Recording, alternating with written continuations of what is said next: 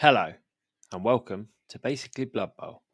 Now, as a New Year's resolution, I thought it'd be interesting to start my own YouTube channel on Bloodbowl, and I thought I'll coincide it with the release of a brand new team from Games Workshop. And here we are, 8 months later, and we've finally got one, the Vampire team, revealed at the Nova Open early on Thursday morning. Called the Drakfang Thirsters, it comprises of 6 vampires and 8 thralls. That is 14 models in total, which is good value for money. Games Workshop usually giving you 12 models for a team. And I imagine the 2 extra here gives you a range of options as to how many vampires to how many thralls you want to play in your 11. And it's been a long wait, but this team it looks amazing. So let's have a look at some of the models. First of all, they look really great. I think there is a fantastic aesthetic. There's a lot of character there. It's not too serious. There's a fun element running through it. They look really good. We see the vampire thrower here, and he looks straight out of American football, as if he's going to give a shotgun pass to somebody. Clear just by looking at him, you know that he's a thrower. Look at the vampire runner here. I like the headgear. It looks great. And I've got to say, I love the detail on the thralls. There's a lot of added detail when you look closely at the models. The little plasters on the necks and on the wrists.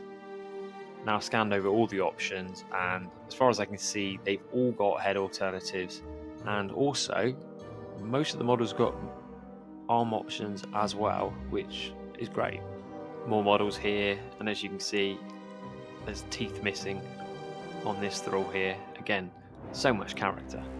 We get a look at the Vampire Blitzer, and this is a move away from the one specific vampire unit. Now we have 3 positionals. And as before with the Amazons, I imagine we'll see 2 of each. So 2 throwers, 2 runners, 2 blitzers. And it'll be very interesting to see how they stack up and how they differ from one another and how they work on the tabletop.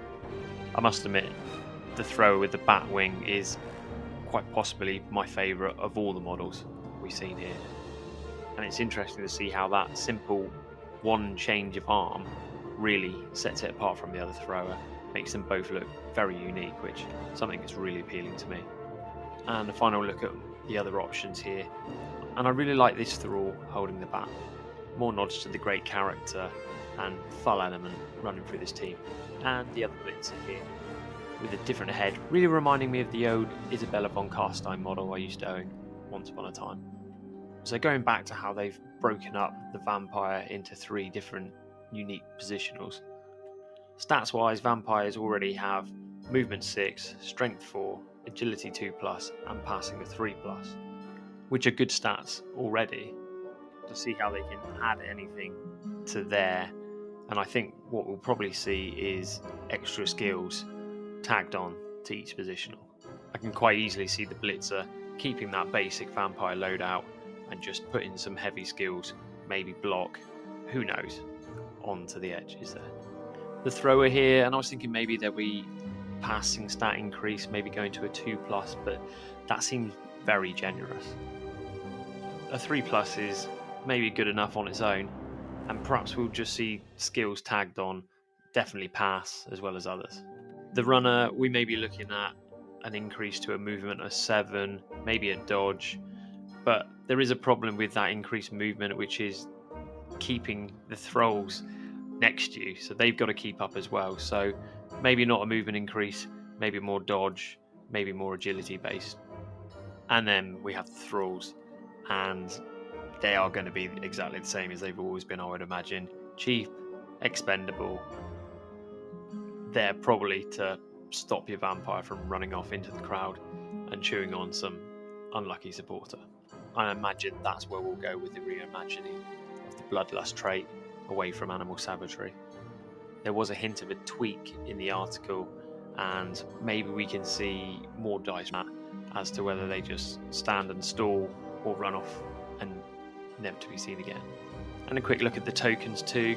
Really nice. I'm not a fan of the balls in any of the sets. Everything else is good, and overall, I can't wait. and they look like a completely unique team. And I think you'll have to be implementing a very different strategy. In your thralls on the field and in place as support units is very good. And I'm also interested to see how this team works when it comes up against something that's heavy on frenzy, specifically a Khorne team. And I suppose that's where the fascination is of how different teams will line up and do different strategies. I imagine most will try and target the thralls, and I suppose it'll be interesting to find a strategy where you can counter that. And I also like the fact that in this box you've got the option of going with a 8 thrall, 3 vamp loadout, all the way up to a 5 vamp 6 thrall if you're really bold. All in all, it's a big thumbs up, and I cannot wait to hear more because there are a lot of questions going forward. And yeah, let's look at the Drakfang Thirsters, the new Vampire Blood Bowl team coming soon to tabletop. I hope you have a nice day, and goodbye. And some of the star players.